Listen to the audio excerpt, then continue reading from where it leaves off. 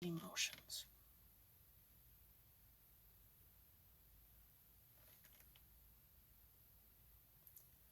Then, not 2 years ago, my sister, around her senior year, couldn't take it.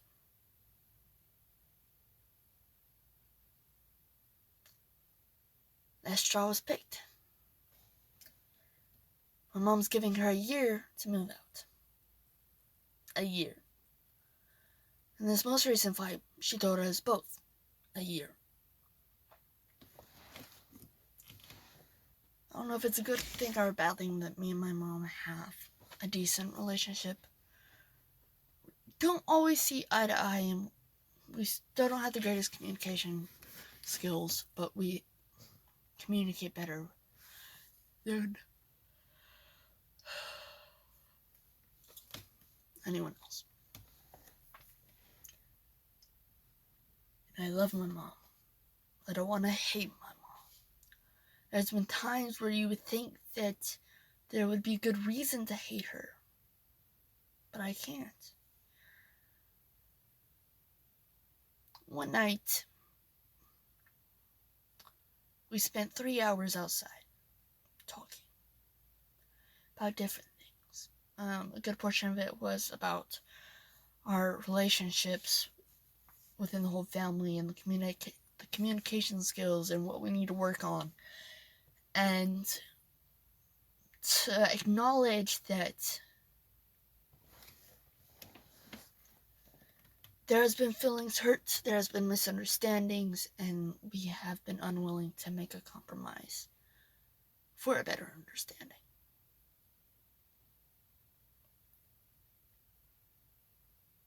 And a lot of the issue is that we do not acknowledge and we don't know how to communicate. A lot of the topics that were brought up, I didn't want to speak for my siblings or my dad. The only thing I could honestly do was speak from a logical side. Even then, I wasn't sure if I was doing the right thing. You see, I'm aware I ain't gonna be here in the next couple of years. At least that's what supposedly the plan is. Originally, it was gonna be Votech, film school, Votech, and then now I'm hopefully going to be going to school in the fall, next fall, to college, for mass communications, which is advertising, marketing, production, skills, and all that stuff, and writing and all that. And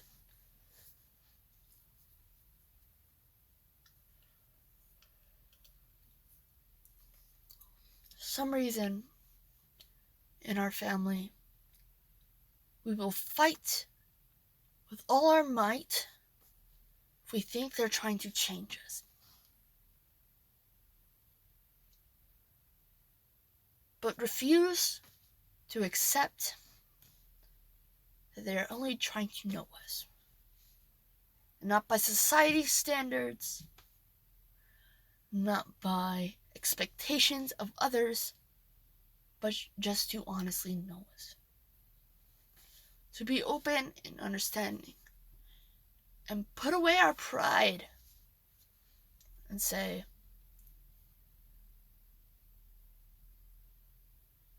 I want to understand you.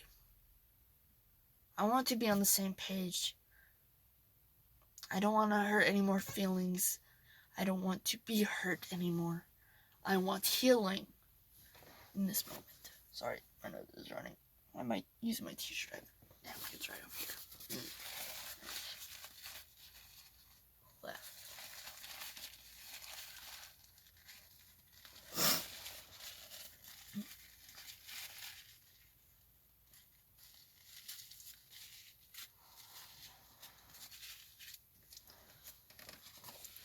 With my mom, I understand that.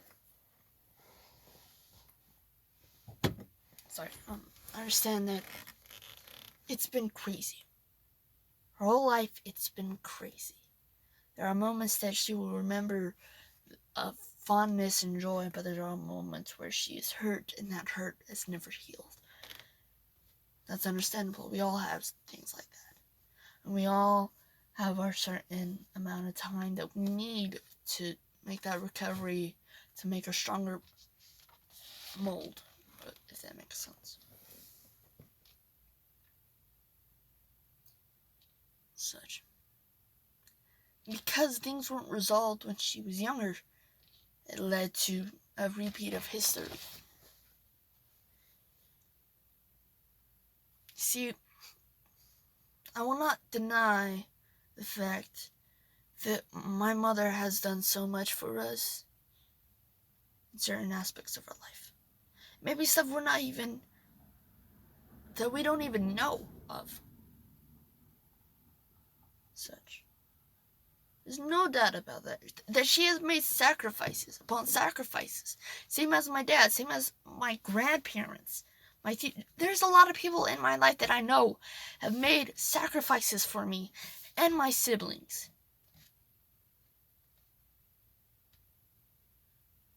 Just for a better ending for us.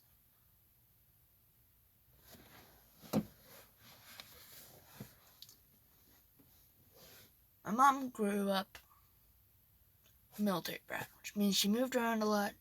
Yes, she did make a lot of friends. Yes, she was very diverse, going from Germany, Thailand, Texas, South Carolina, England, all those places. Such. But also came the bullying and the emotional stress of being an older sibling. Such. You see, my mom was younger. She didn't have a great relationship with my grandpa. Such. And that's always been a known fact. And then a couple of years ago, say my 8th grade year, my grandpa, he had dementia, and he got really sick. And it just started going downhill. And it was obvious that it hurt everyone in its own way. Because no matter what, we at least have 1 to 2 to maybe a dozen memories with him. Whether it's fishing, whether it's going places, whether it's Christmas lights or birthday parties, or Thanksgiving, Christmas nights, or having to stay over at their house when there was a power outage when we were younger, and all that.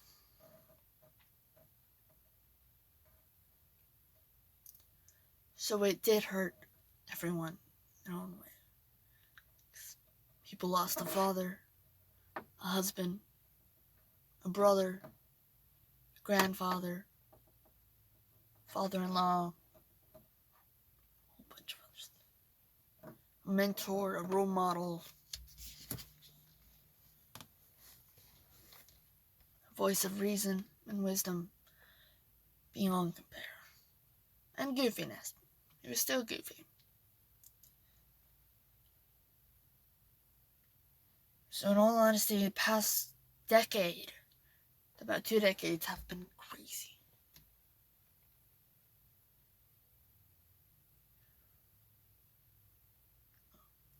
Those were some of the things we talked about during our 3-hour conversation.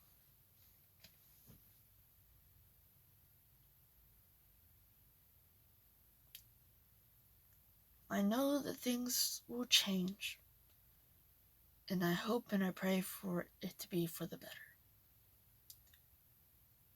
Anyways, the reason why I started off this video, that question.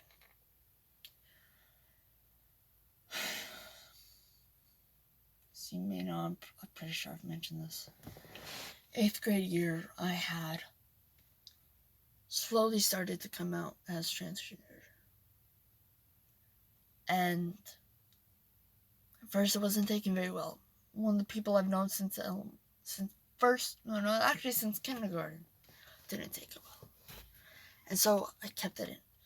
And then by the end of 8th grade year, I was angry. I was furious. Anyone who knows me, when I'm furious, it's never good. Not because I'm violent or anything. I'm quite the opposite. I'm silent. When I'm silent, that means I'm holding in my emotions. Because I'm disconnected from emotions. I don't know how to handle them very well. Which always leads to being sick. And if there's one thing, I do not like being sick. I've spent most of my life going in and out of hospitals because of different sicknesses. Whether it's pneumonia, whether it's my brain condition, whether it's my allergies, acting like the freaking flu, having the flu a lot, such, getting hurt and all that stuff. My memories are made of medical visits. Like, seriously.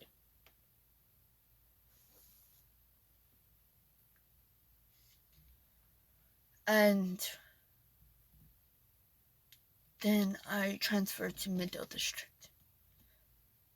Midwest City High School is an amazing place to go to, in all honesty. Although I wish I was a little bit more active than the school and such. It was an amazing experience. I made many friends. I even reunited with old friends. Such, which is nice. I was accepted and I was comfortable.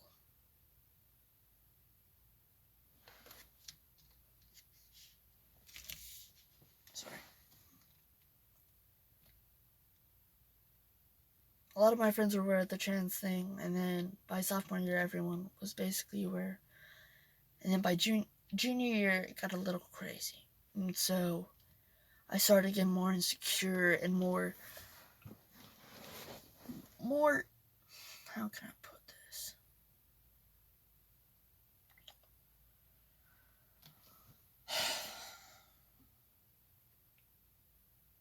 I started to live by fear because I didn't know what else to do.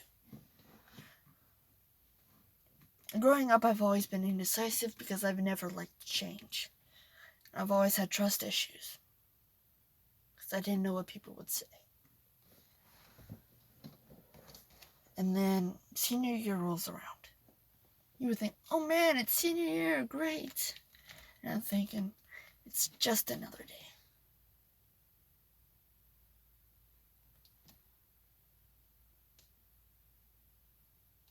On the first day of school, it was clear. I made it clear to everyone, basically. About the trans part, about pronouns being he and all that. But the main question being is my name part. Growing up, I have never been a fan of my name. I may have not been verbally, publicly denouncing or whatever you want to call it, protesting against it. Because I've never been one to talk.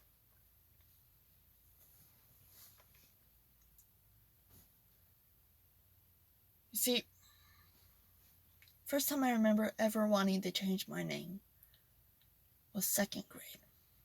2nd grade, I wanted to change my name to Leroy. And I had no idea why.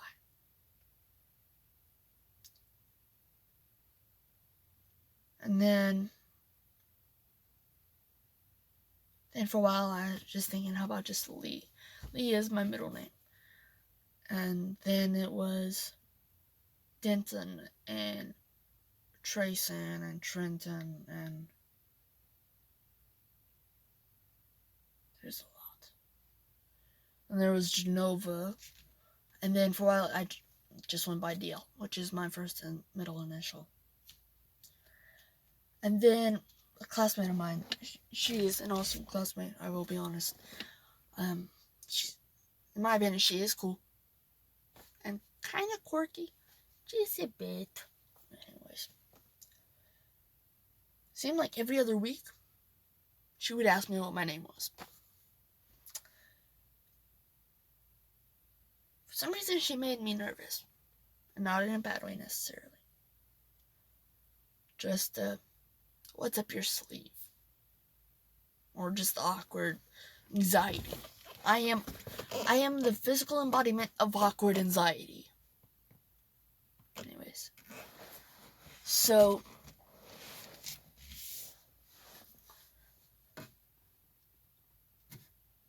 she would always ask me my name, and since the first time she asked me, it's been stuck in my head. And then I would wonder, why is it so important for me to change my name? In all honesty, would it be against something to change my name? What would people say? What would people think? And that's when I realized, why should I care about that? If I were to care about that, why would I say I live by a motto? I'd rather be myself than live by expectations that are that of a stranger to me. And so I said, screw it. I think it was the day before our last day of school. Since sophomore year, I would draw a paper saying like either sophomore, junior, and this time it was senior year. It's a big black piece of paper, and everything was written in gold because like our school colors were black, gold, and gray, and white. And well, everyone was signing it, and then I had a separate paper that said, you want to keep in touch, leave your contact, whether it be your social media, your phone number, and all that. I'm thinking she was the last person I actually had sign it, or at least one of the last people. I think she was like within the last 3 people that signed it. And she took 300 years. I'm sorry, it's shoot. She took 300 years. She left a prompt on the back of the paper. And she gave me 3 days to give her a name. Now 3 days was 3 days we would be graduating and such. And then weather hit, so about 6 days. Yeah, I saw her at graduation, but for some reason I just couldn't talk to her. I don't know why. Awkward mess right here. Anyways, I spent the whole summer being insane. I've been attempting to try to get my license. I've been having to deal with my family fighting.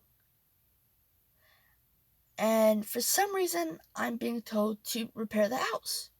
Not by anyone who lives in the house, or outside of the house. Technically, he lives outside of the house, but And I thought to myself, why should I fix up this house? Now, if my mom were to ask, I say to her, because if I'm going to live in this house for much longer, I would rather it not fall apart. And in all honesty, it's the least I could do. My parents have been through so much. My dad, medically, financially, psychologically, he's been through the ringer. Mom,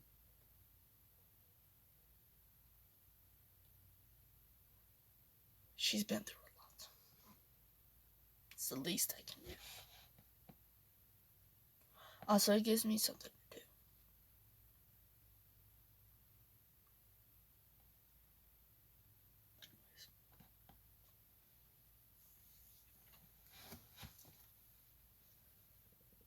So,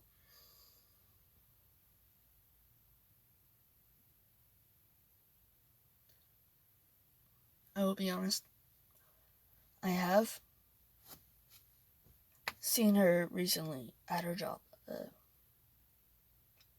Because being that I'm fixing up the house, her job is literally a home improvement store. So, it's just convenient and they have good prices. If only they had a rewards card. Anyways.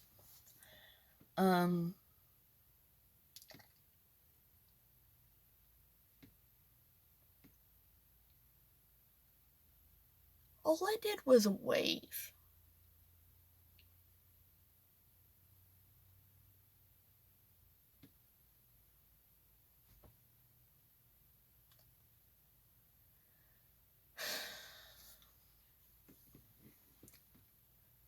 Part of the conversation was about the transgender part. I'm talking about the conversation with my mom. And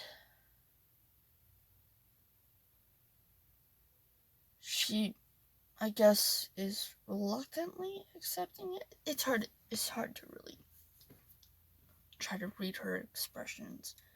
Now she's seeing it. And one of the biggest stressors this summer was the fact that what is to come in the future, what is to happen, I have to do certain. For the sake of my sanity, I need to make certain decisions. I've talked to my psychologist. I've talked to my doctors. And by doctors, I mean all 4 of them. I have a lot of doctors. About transitioning and all that. And I just farted. That's fun.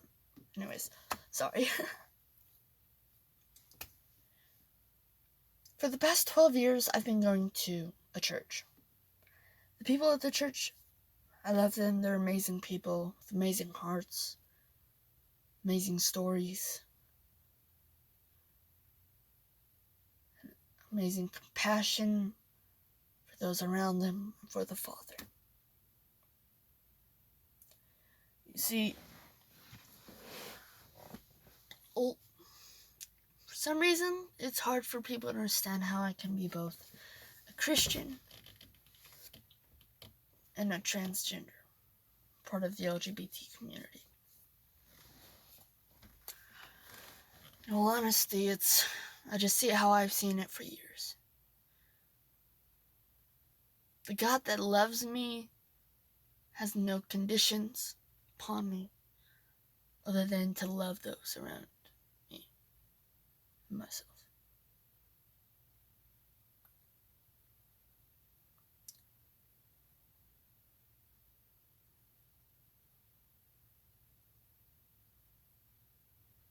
There's a lot to come. Whether it's working on developing my TV series or working at my job, or it's trying to get my car fixed, or it's working on Project Elvia.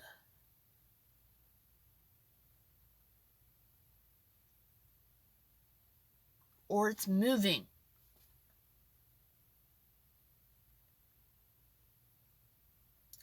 It's interesting, the names. When I asked, why is it so important that I change my name?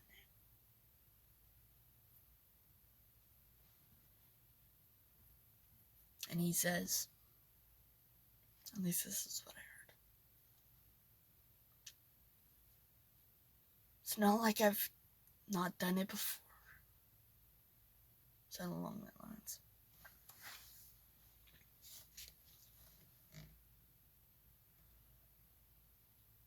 This new chapter, it's approaching faster than I could ever imagine. I am both scared and excited all the same.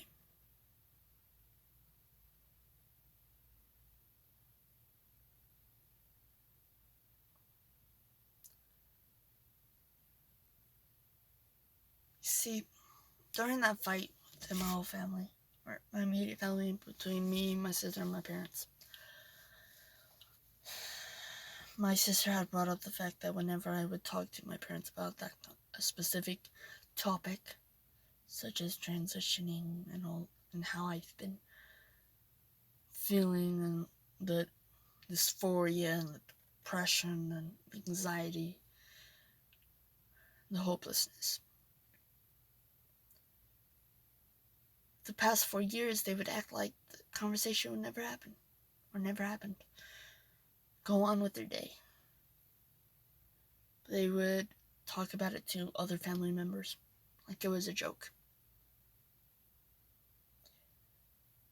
And my mother broke down because she wasn't sure when I was going to tell my dad. And she was scared for me.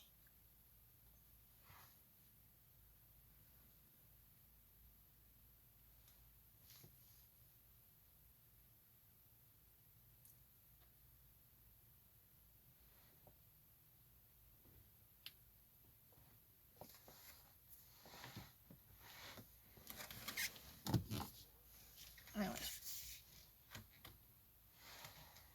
Sorry.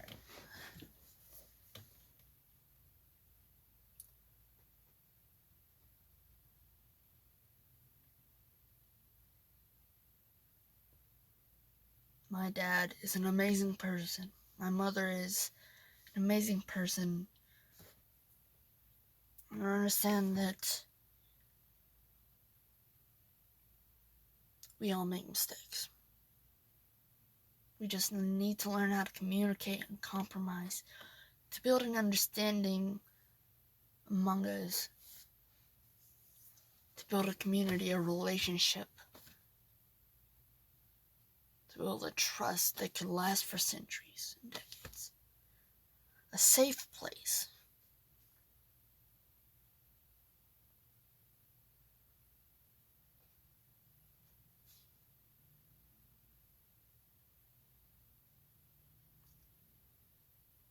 Boy, what a road ahead. Guess I might as well end this video.